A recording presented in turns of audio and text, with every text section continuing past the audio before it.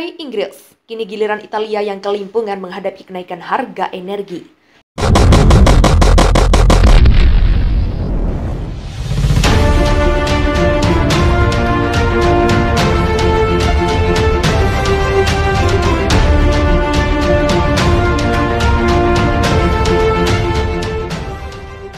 Satu lagi negara Uni Eropa kelimpungan dengan biaya energi yang membengkak. Diberitakan Rusia Today biaya impor energi ke Italia diperkirakan berlipat ganda menjadi 100 miliar. Reuters melaporkan pada hari Sabtu mengutip Menteri Ekonomi Italia, Daniele Franco.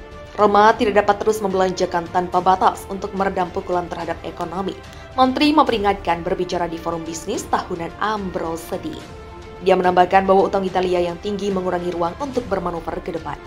Menurut Franco, peningkatan hampir 60 miliar dibandingkan dengan biaya impor energi bersih Italia sebagai 43 miliar yang tercatat tahun lalu akan berjumlah sekitar 3% dari PDB negara itu pada 2022. Lonjakan liar diperkirakan akan menghapus surplus bersih dalam pertukaran dengan seluruh dunia Italia yang tercatat dalam beberapa tahun terakhir, kata Menteri. Kami mentransfer ke luar negeri sebagian besar daya beli kami, katanya. Italia dilaporkan bergantung pada impor untuk hampir 75% dari konsumsi energinya, meningkatkan kerentanannya terhadap krisis energi saat ini yang berkecamuk di seluruh wilayah. Pada awal tahun ini, Italia mengimpor 40% gasnya dari Rusia. Tapi pada bulan Juli, pembelian gas dari negara yang terkena sanksi turun menjadi 25%. Dengan demikian, Italia telah menyusul Jerman dalam hal mengurangi ketergantungannya pada gas Rusia. Pada akhir Juli, anggota Uni Eropa menyetujui rencana untuk mengurangi konsumsi gas mereka sebesar 15% selama beberapa bulan mendatang. Langkah ini bertujuan untuk meningkatkan ketahanan energi blok dengan menghemat gas untuk musim dingin mendatang. Di tengah krisis energi yang berkembang, sebelumnya, Chief Executive Officer Eni yang dikelola negara Italia, Claudio Descalzi, mengatakan bahwa negara itu dapat bertahan di musim dingin tanpa gas Rusia. Dia menambahkan bahwa fasilitas penyimpanan gas Italia 54% penuh pada Juni, tetapi mereka harus 70-80% penuh pada Oktober. Pada 31 Agustus, Eni mengumumkan bahwa Gazprom telah mengurangi pasokan gas ke Italia dari 27 juta meter kubik menjadi 20 juta meter kubik. Mulai 2 September, Gazprom benar-benar memutus pasokan melalui pipa Nord Stream 1 dengan alasan masalah teknis. Eropa mencekam demo besar-besaran di Belanda hingga Italia. Eropa diserang demonstrasi besar-besaran, sejumlah negara harus berhadapan dengan pengunjuk rasa, mulai dari Belanda, Belgia, Kroasia, Austria, hingga Italia. Kemarahan warga memuncak akibat pembatasan yang diambil pemerintah di tengah terus rekornya kasus COVID-19. Eropa kini menjadi epicentrum COVID-19. Di Belgia misalnya, puluhan ribu orang berbaris di Brussels memprotes tindakan anti-COVID-19. Beberapa melemparkan kembang api ke arah aparat yang kemudian dibalas dengan gas air mata dan meriam air. Pemerintah sendiri mulai menerapkan kartu COVID-19 untuk warga masuki tempat umum. Ini cara pemerintah untuk menekan warga anti vaksin untuk mau diinokulasi. Hal sama juga terjadi di Belanda. Bahkan pengerusakan masih terjadi di sejumlah kota menentang penguncian parsial. Setidaknya 4 orang ditangkap. Demo sendiri terjadi sejak Jumat pekan lalu di mana pendemo menyerang aparat dengan batu dan membakar sejumlah fasilitas dan barang. Terbaru protes juga terjadi di ibu kota Wina, Australia setelah lockdown terbaru diterapkan secara total.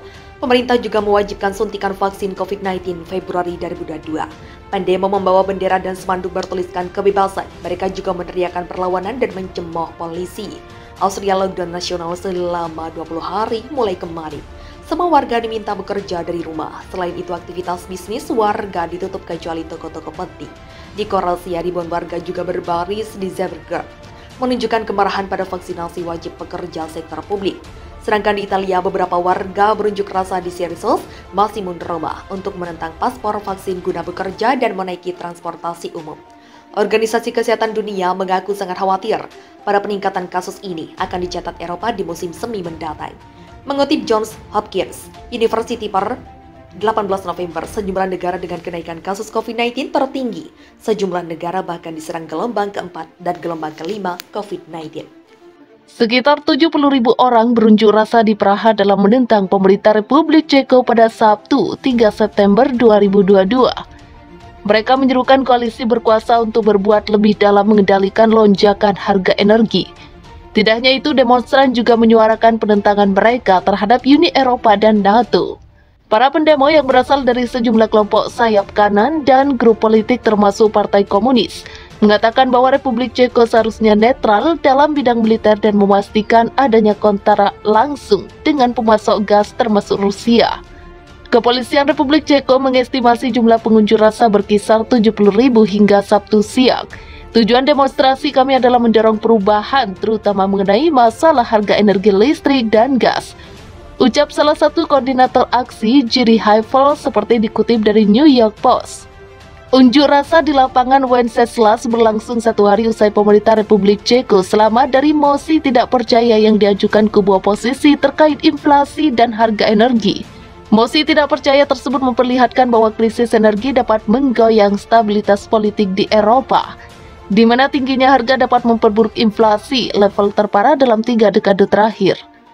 Perdana Menteri Republik Ceko Peter Fiala, pemimpin koalisi 5 partai, mengatakan kepada kantor berita CTK bahwa sejumlah pengunjuk rasa tidak benar-benar memprioritaskan kepentingan nasional di dalam hati mereka. Aksi protes di lapangan Wenceslas diserukan oleh kekuatan pro-Rusia yang bertentangan dengan kepentingan Republik Ceko, ujarnya. Konsultan mengingatkan sejumlah negara terkaya Eropa beresiko mengalami kerusuhan, seperti demonstrasi dan protes di jalanan akibat lonjakan harga energi dan meningkatnya biaya hidup belakangan ini. Mengutip Reuters, Jumat 2 September, Torborgen Stoltvedt, analis utama Veris Maplecroft, mengatakan Jerman dan Norwegia adalah beberapa negara maju yang mulai mengalami kerusuhan akibat demo buruh.